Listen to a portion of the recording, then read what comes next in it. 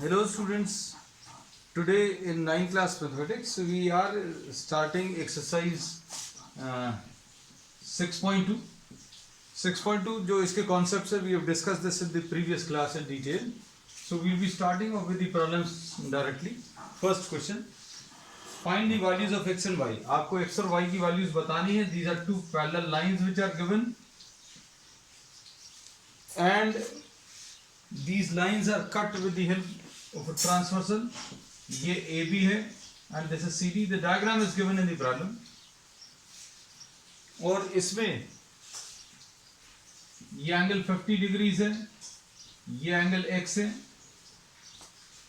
और ये वाला एंगल जो है इसमें y है. And this find the angles x and y. अब इसमें ये वाला जो एंगल दिया है ये 130 डिग्रीज दिया है. तो ये बहुत सिंपल सा एक प्रॉब्लम है. इसमें अभी हम लोग बोलेंगे एट दिस पॉइंट, सपोज इसको अभी हम लोगों ने नाम दे दिया x एंड y और इस पॉइंट को अभी हम लोग नाम दे रहे हैं m. So here we see that at point m these are two intersecting lines. ठीक है बेटा, ये दो इंटरसेक्टिंग लाइंस हैं, एक ये वाली और एक ये वाली. This is the point m and this angle is 130 degrees. Therefore y will be equal to 130 degrees. इसका रीजन अभी हम लोग क्या लिखेंगे? these two angles will be equal. Reason रहेगा vertically opposite. Vertically opposite angles है ना बच्चों, इतना सा है. फिर उसके बाद यहां पर x n m is a straight line. x n m एक straight line है and you are having a linear pair. linear pair कौन सा वाला linear pair है? 50 plus x. ये 50 plus x, this will be equal to 180. so x will be equal to 180 minus 50. this will be equal to 130 degrees. ठीक है, एक तरीका ये भी है. 130 is equal to x, ये डायरेक्टली भी लिख सकते हैं. डायरेक्टली अगर लिखना है तो इसके लिए रीजन लिखना पड़ेगा. these will be what the corresponding angles. ठीक है, तो बहुत सारे तरीके हैं इसको करने के. तो ये we have finished question number 1. अब next second question. Second question में question number 2.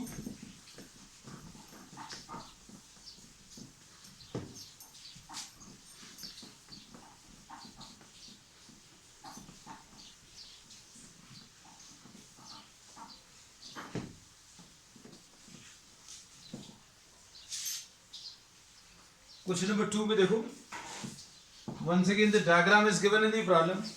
In the given figure, AB is parallel to CD and CD is parallel to EF.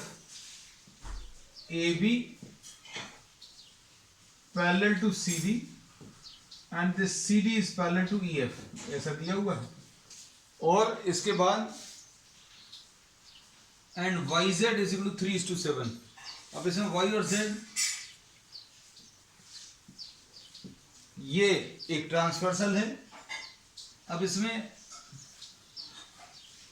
ये x है वाला, फिर उसके बाद ये वाला एंगल y है और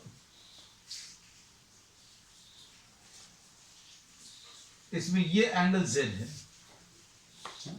तो x, y और z आपको कैलकुलेट करना है. तो अब हम लोग इसमें बहुत हमेशा हर इस टाइप के प्रॉब्लम में बहुत सारे अप्रोच पॉसिबल हैं. जो आपको सूट करे वो अभी आप यूज कर सकते हो. जैसे अभी हम लोग क्या कह सकते हैं? We can use what u and z are interior angles. u और z जो है इंटीरियर एंगल्स हैं और u प्लस z की वैल्यू बच्चों, u प्लस z की वैल्यू, u और z की वैल्यू दोनों को अगर ऐड करेंगे तो 180 डिग्री आएगा. और इसमें y is to z दिया है, y upon z is equal to 3/7. this is given, y upon z is given 3:7. अब इसमें देखो y और z की वैल्यूज अगर दी हुई हैं तो y को अभी हम लोग 3k, z को 7k ले सकते हैं। y को 3k और z को 7k ले सकते हैं। अब देखना ध्यान से, इसका तो रीजन अभी हम लोगों ने लिख दिया। फिर अभी आगे और देखो, y is equal to u. y equal to u क्यों है? क्योंकि ये वर्टिकली ऑपोजिट हैं। y और u इक्वल है बिकॉज ये वर्टिकली ऑपोजिट है। अब इसमें ये सेकेंड इक्वेशन है, ये वाली फर्स्ट इक्वेशन है, और ये इनको कलेक्टिवली अभी हम लोग थर्ड इक्वेशन नाम देते रहे, है ना। अब देखो फर्स्ट इक्वेशन लिखो, u plus z is equal to 180 है ना। अब सेकेंड इक्वेशन से फ्रॉम सेकेंड, ये तो फर्स्ट है ना, from second you can substitute the value of u। u की वैल्यू y के बराबर है, तो y plus z is equal to 180, ऐसा कुछ आ जाएगा। और y और z की वैल्यू कितनी है? 3k, और z की वैल्यू कितनी है? 7k। y की वैल्यू 3k, z की वैल्यू 7k इज इक्वल टू 180। तो ये कितना आ जाएगा? 10k is equal to 180। तो k की वैल्यू 180 डिवाइडेड बाय 10 यानी कि 18 आ गया। k की वैल्यू 18 आ गई। अब k की वैल्यू 18 आ गई तो हम लोग वैल्यू सारी लिख सकते हैं। देखो y की वैल्यू 3k मतलब 3 इंटू 18 मतलब 54, z की वैल्यू 7k, 7 इंटू 18 ऐसे ही कुछ आएगा, 7 इंटू 18। अब ये कितना आ जाएगा? 18 5 90, 6 108, 126 है ना। अब y और z आ गए और फिर उसके बाद x और z इक्वल है। ध्यान से देखना, ये x और z, ये x और z इक्वल होने का रीजन, ये ऑल्टरनेट एंगल्स हैं, ऑल्टरनेट। तो हम लोग क्या बोलेंगे? x की वैल्यू z के बराबर है, जो कि कितनी? 126। So this finishes the question. यही सब कुछ पूछा था। अब उसके बाद क्वेश्चन नंबर 3 देखो। क्वेश्चंस बहुत सिंपल है, एक बार आप इनको अप्लाई करना सीख जाएं। तो इसमें क्या क्या चीज यूज हुई है एक बार अभी हम बता दें, जस्ट टू सम अप। कुछ बच्चों को पूरा सब कुछ इकट्ठा करने में दिक्कत जाती है ना। तो अब हम इसमें क्या बोल रहे हैं कि आपको x, y और z निकालना था। x और z तो इक्वल आ जाएंगे, इसमें कोई प्रॉब्लम नहीं है। फिर अभी हमने y के सामने वाला u लिख लिया, u लिखा। फिर ये दोनों इंटीरियर एंगल्स हैं। इंटीरियर एंगल्स मतलब क्या रहता है? ये वाले एंगल्स का एडिशन 180 होता है। तो u plus Z 180, u plus Z 180 ये लिखा है। u की जगह फिर y लिख लो, u की जगह फिर y लिख लिया, ठीक है। अब y प्लस जेड 180 आ गया। मेन इक्वेशन ये है। फिर y और z के बारे में प्रॉब्लम में दिया है क्या कि y और z का जो रेशियो 3:7 है। तो 3k और 7k ले लिया, वैल्यूज रख दी, है ना। So you can find out the value of k आ गया तो फिर y और z मिल गया, और y और z मिल गया तो अभी हम लोग x और z बराबर है ना। सो दिस वाज ऑल। अब इसके बाद नेक्स्ट है क्वेश्चन नंबर 3 देखो। क्वेश्चन नंबर 3 में क्या दिया हुआ है?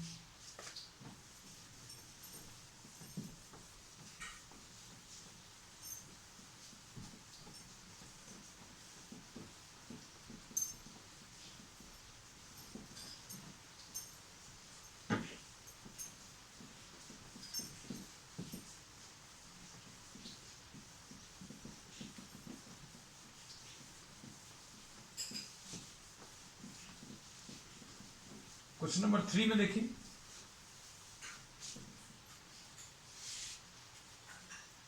in the given figure AB is parallel to CD,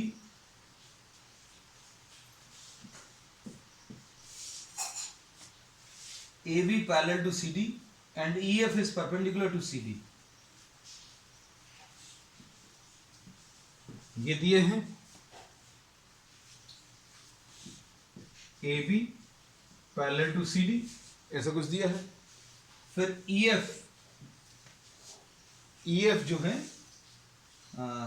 perpendicular to CD, ये ऐसी कोई एक लाइन है जो कि perpendicular to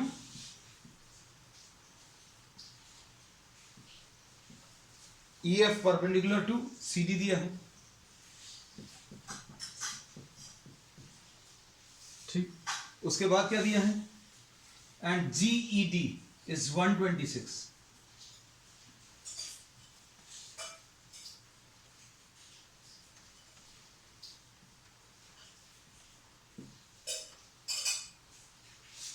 angle GED is 126, है ना, ऐसा कुछ दिया।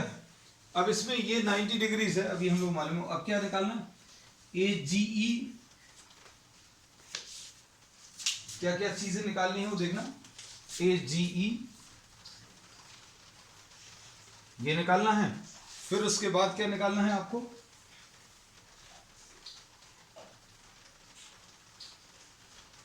GEF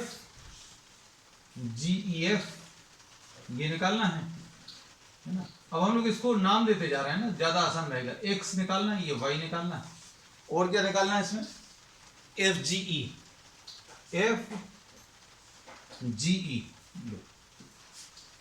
तो बहुत सिंपल है ये, इसको ध्यान से अगर आप देखें, इसमें आपको अगर दिख रहा हो क्या कि ये वाले जो एंगल्स हैं,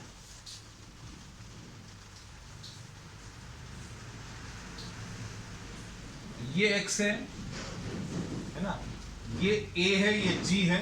हम अलग से इसलिए बना देते हैं डायग्राम्स क्योंकि आपको आसानी होती है।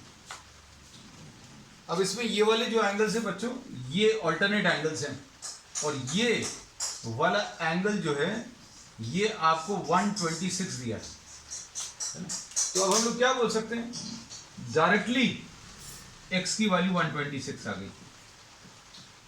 अल्टरनेट एंगल्स, अब अल्टरनेट एंगल्स कौन से हैं बच्चों, इसमें अल्टरनेट एंगल्स का नाम क्या होगा, तो अल्टरनेट एंगल्स का नाम AGE,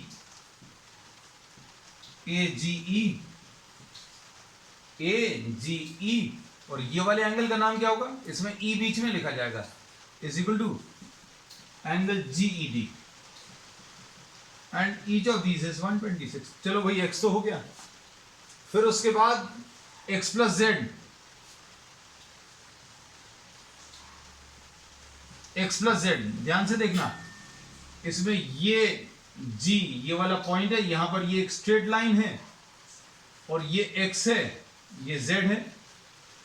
तो इस स्ट्रेट लाइन पर दो एंगल्स बन रहे हैं, तो x प्लस जेड की वैल्यू कितनी, 180। x कितना है बच्चों, ये इसका रीजन क्या है, लीनियर पेयर। एक लाइन पर बच्चों अगर दो एंगल्स बन रहे हैं, एक ये और एक ये, तो दोनों को मिलाकर 180 आना चाहिए, है ना। तो एक लाइन पर ये दो एंगल्स बन रहे हैं, ये वाला और ये वाला, तो दोनों को मिलाकर x plus z is equal to 180। तो इसमें x की वैल्यू 126 है, तो अभी आप z निकाल सकते हो, z will be equal to 180 minus 126। अब ये सॉल्व करने पर 4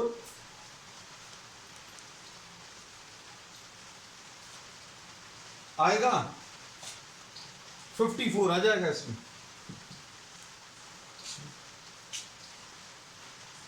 इसमें 4 है, तो this z will be what, 54। तो यही आपको एंगल्स चाहिए हुए थे, है ना। अब देखना, तो इसमें अभी हम लोगों ने क्या क्या यूज किया, बहुत ज्यादा नहीं यूज करना पड़ा। अच्छा, इसमें एक चीज और रह गई है बच्चों, इसमें क्या रह गया है, हाँ, सपोज इसको अभी हम लोग इस वाले एंगल को u लिख दे रहे हैं, इसमें अभी हम लोग क्या बोलेंगे, u प्लस वाई,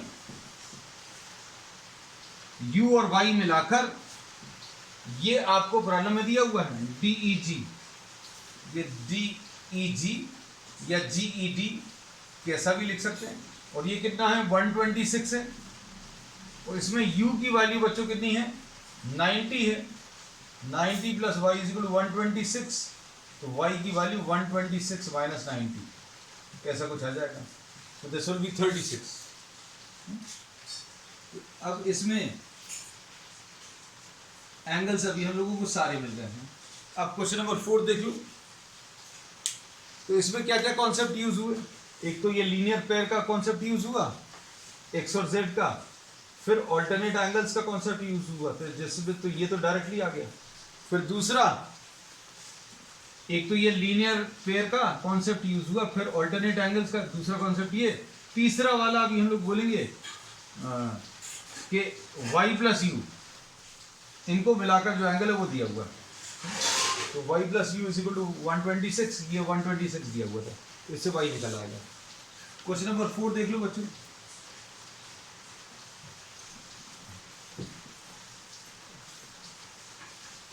क्वेश्चन बहुत सिंपल हैं, बस ये है आपको कुछ ही प्रॉपर्टीज हैं जो बार बार यूज होनी है, उनका एप्लीकेशन है। तो अगर आपके कॉन्सेप्ट्स अच्छे नहीं है, you can just go through the video once again, the previous video, है ना, फिर आपको सारी चीजें बहुत अच्छे से क्लियर हो जाएंगी, क्योंकि वो जो कॉन्सेप्ट पूरे एक क्लास में डिस्कस किए हैं, उन सभी का अभी हम लोग यूज कर रहे हैं। क्वेश्चन नंबर 4,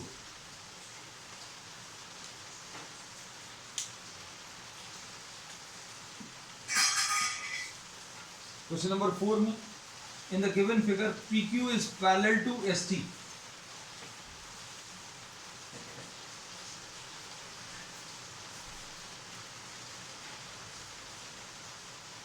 ऐसा कुछ डायग्राम दिया हुआ है। ये PQ R S और T है। PQ is parallel to ST दिया है एंड PQR इज 110, ये 110 दिया है, और RST 130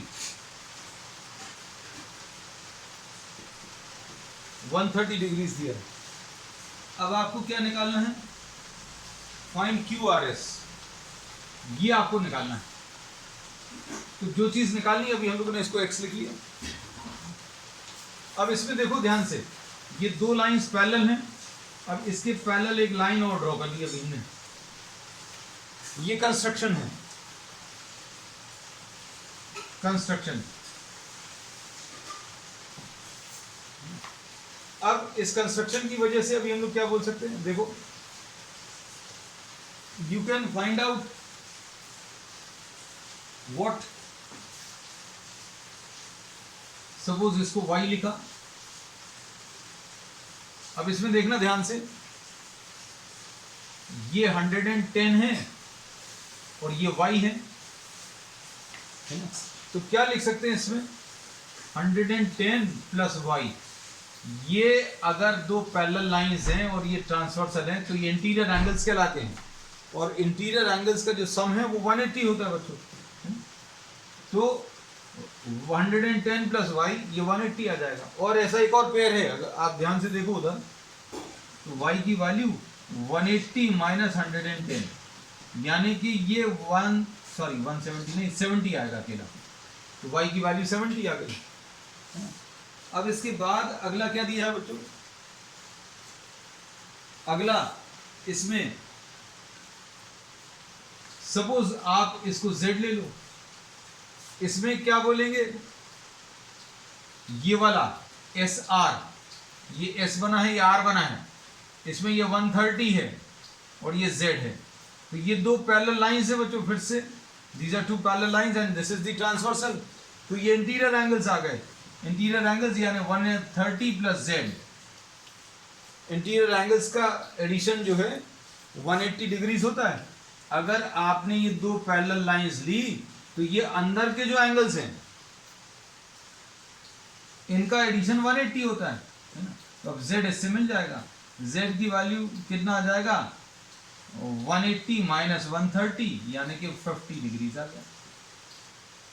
अब इसके बाद कुछ भी नहीं बचेगा। क्या, ये एक स्ट्रेट लाइन है, स्ट्रेट लाइन पर जितने भी एंगल्स बन रहे हैं उन सभी का जो एडिशन है 180 होता है। स्ट्रेट एंगल यानी 180 डिग्रीज। और यहां पर स्ट्रेट लाइन पर कौन कौन से एंगल्स बन रहे हैं, यहां कहीं पर y plus x plus Z, ये y plus x plus Z, इसमें ये तीन एंगल्स बन रहे हैं। ये y है, ये x है और ये z।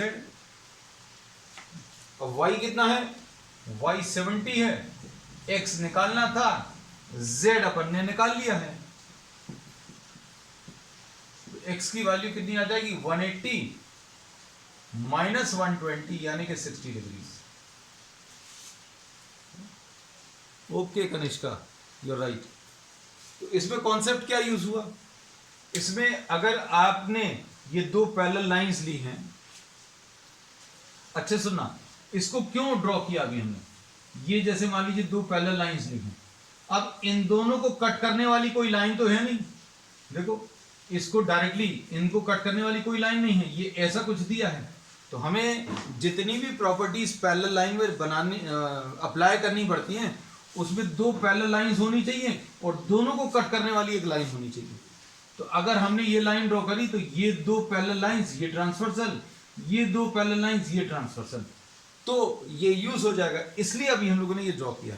You should know the reason, क्योंकि सोल्यूशन तो आपको मिल जाएगा सभी जगह पर, लेकिन इसमें कॉन्सेप्ट क्या है मेन, कि भाई दो लाइंस दी थी, दोनों लाइंस को कट करने वाली कॉमन लाइन कुछ नहीं थी, so we have drawn another line, so this was the construction, और ये इंपॉर्टेंट है।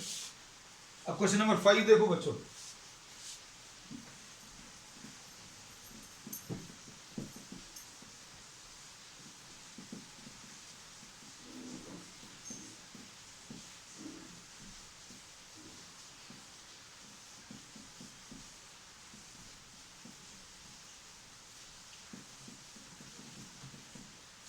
क्वेश्चन नंबर 5 में AB is parallel to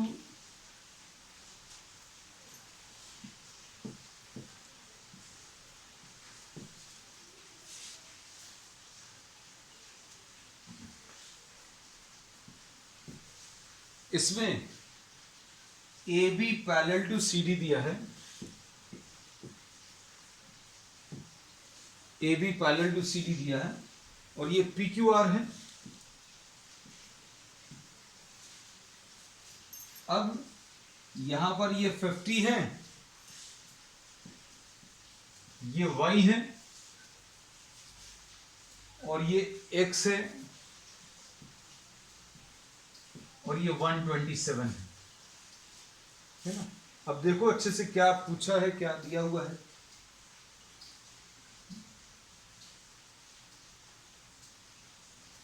इसमें अब हम लोग क्या कह सकते हैं, देखो आपको क्या क्या चीज कैलकुलेट करनी है, एक्स एंड वाई कैलकुलेट करना है। अब एक्स और वाई कैलकुलेट करने के लिए ओके माही इतनी जल्दी एक्स की वैल्यू, ये देखो I am very happy, but इसमें ये दो पैरेलल लाइंस हैं, हम अलग अलग इसलिए दिखाते हैं, हम बार बार कह रहे हैं कि आपको ये दिखें, आपको अच्छे से सारे चीजें दिखें। ये अभी हम उनके लिए जिनका मतलब ज्योमेट्री अच्छी नहीं है, ये देखो I have drawn only this much part, I have drawn what 50 degrees, I have drawn x, बाकी का हिस्सा नहीं शो किया है ना। तो ये z में जो एंगल बन रहा है, ऑल्टरनेट एंगल्स, ये z में और s में, ये z में जो एंगल बन रहे हैं वो सेम होंगे, मतलब 50 will be equal to x, alternate.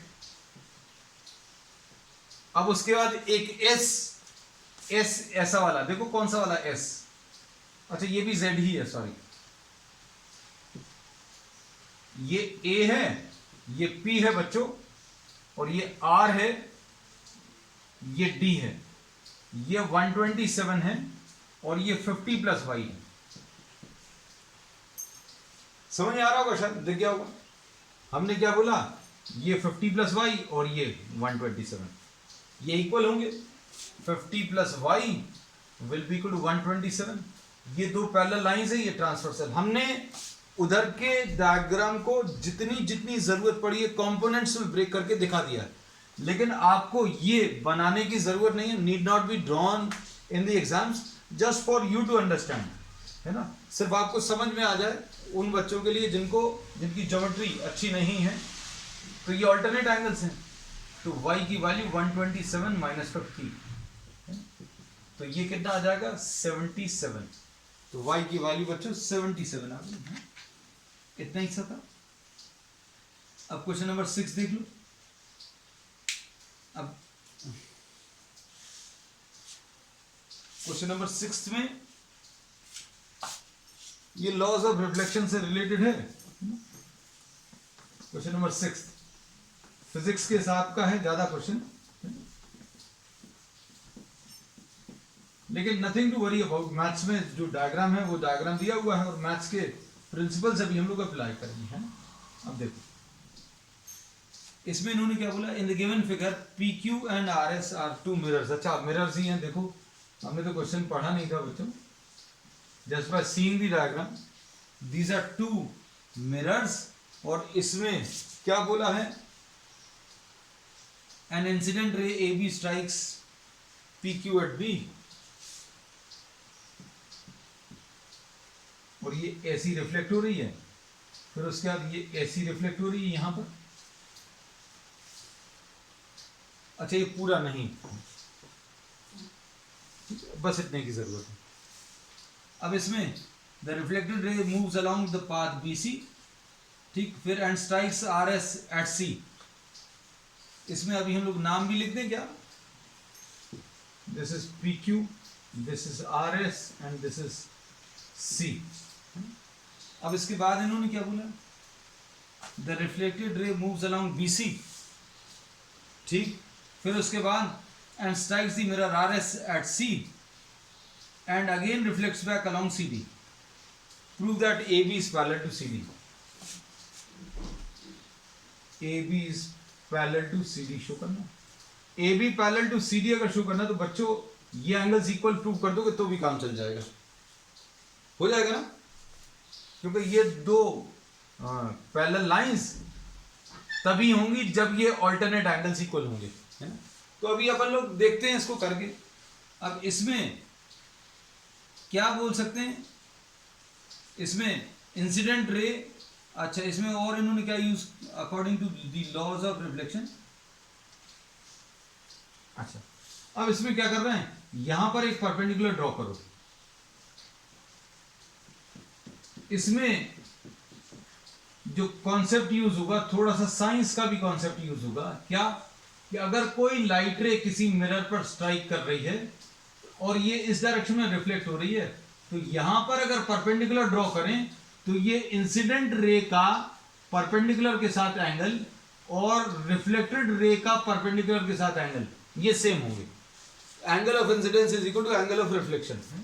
तो अब इसमें क्या बोल सकते हैं, we are writing this as 1 and we are writing this as 2, है ना। तो अब इसके बेसिस पर क्या बोलेंगे, angle 1 will be equal to angle 2, ऐसा कुछ आ जाएगा।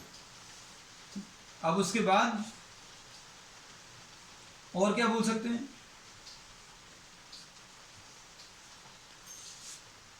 यहां पर भी रिफ्लेक्शन के रूल्स फॉलो होंगे। इसको 3 लिख लिया, इसको 4 लिख लिया, तो angle 3 is equal to angle 4। This is at the point C and this is at point B. इसका रीजन क्या लिखोगे, laws of reflection, angle of incidence is equal to angle of reflection, है ना, बस। अब देखो क्या लिख सकते हैं नेक्स्ट, इसके बाद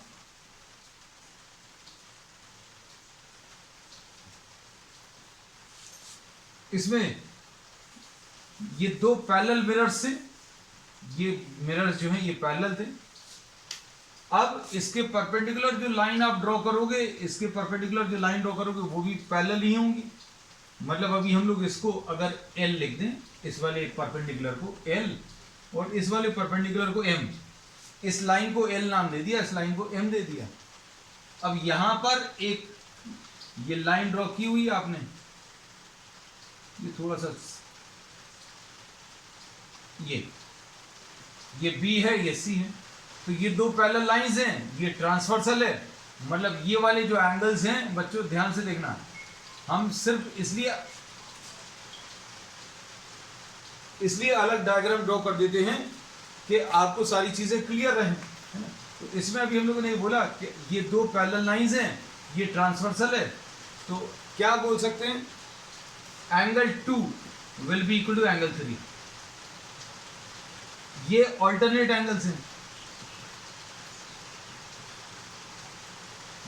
अब इसको क्या बोलेंगे, twice angle 2 will be equal to twice angle 3। 2 से दोनों तरफ मल्टीप्लाई कर दिया, we have multiplied both the sides by 2, तो twice angle 2 will be equal to twice angle 3।